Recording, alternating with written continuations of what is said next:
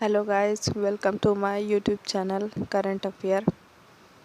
तो आज का पहला क्वेश्चन शुरू करते हैं। अगर आपको मेरा ये वीडियो पसंद आता है तो प्लीज़ आप इसे सब्सक्राइब ज़रूर करें और शेयर करें अपने दोस्तों के साथ।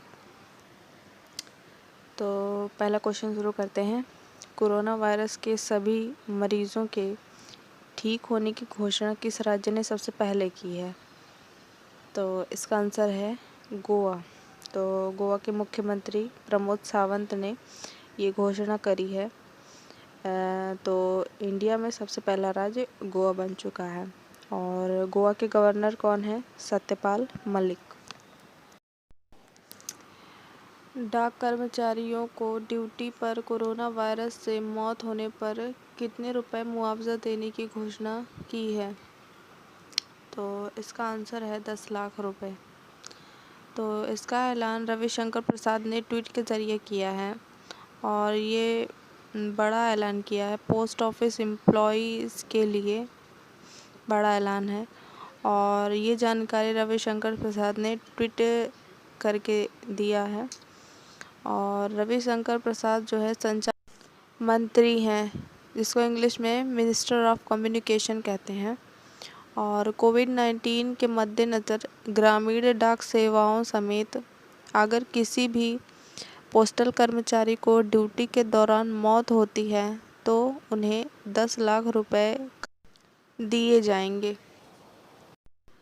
अगला क्वेश्चन है, पोकर स्टार्स इंडिया ने अपना नया एम्बेसडर किसे नियुक्त किया?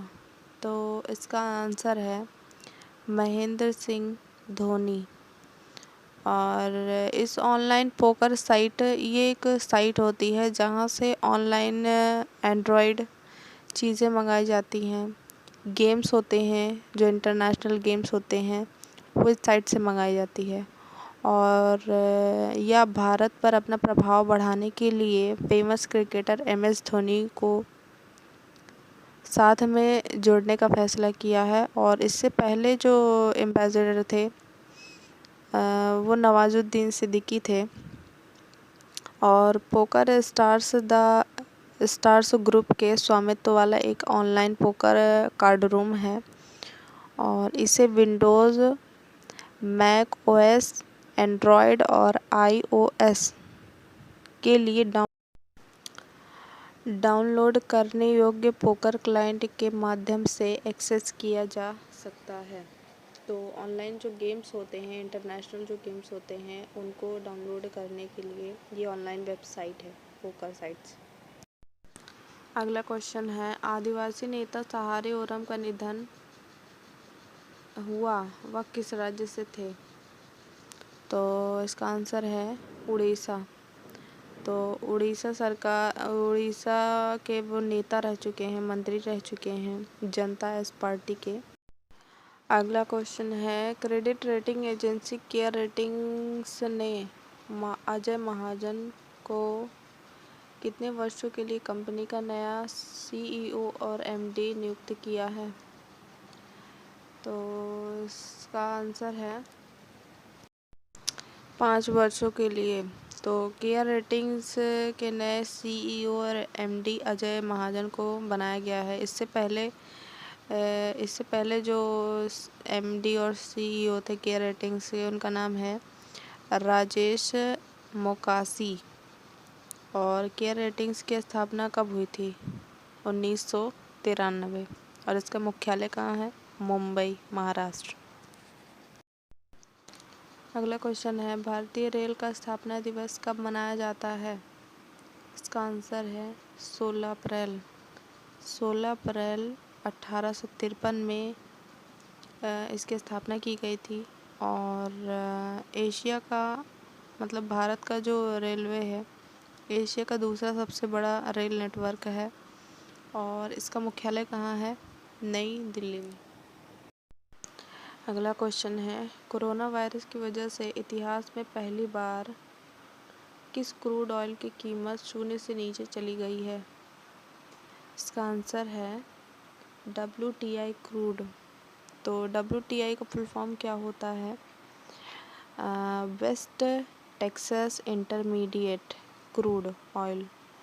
तो ये एक बेंचमार्क होती है जो क्रूड ऑयल के प्राइसेस जो है डिस्क्राइब करती है।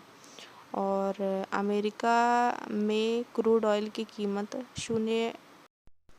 शून्य डॉलर प्रति बैरल से नीचे चली गई है। और सारे देश में इसकी अर्थव्यवस्था पर असर पड़ रहा है और कोरोना वायरस की वजह से हो रहा है ये सब। और यह इतिहास में पहली बार क्रूड ऑयल की प्राइस इतनी नीचे गिर गई है। और यह पहली बार ये पहले जो है क्रूड ऑयल के प्राइस जो थे वो पहले 18 डॉलर प्रति बैरल थी, और जो कि अचानक 104% से अधिक की गिरावट के साथ $0 प्रति बैरल हो गई है। अगला क्वेश्चन है, कोरोना वायरस और लॉकडाउन की स्थिति में रिपोर्ट देने के लिए केंद्र सरकार ने किस अधिनियम एक्ट के तहत 6 अंतर मुख्यालय टीमों का गठन किया है?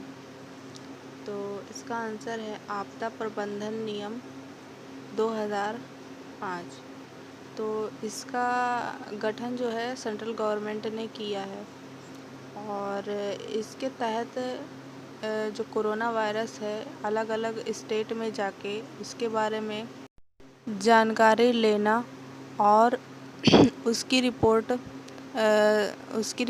जो है सेंट्रल गवर्नमेंट को देना है। और अधिनियम की धारा 35 को लागू करके इंटर मिनिस्ट्रियल टीम बनाई गई।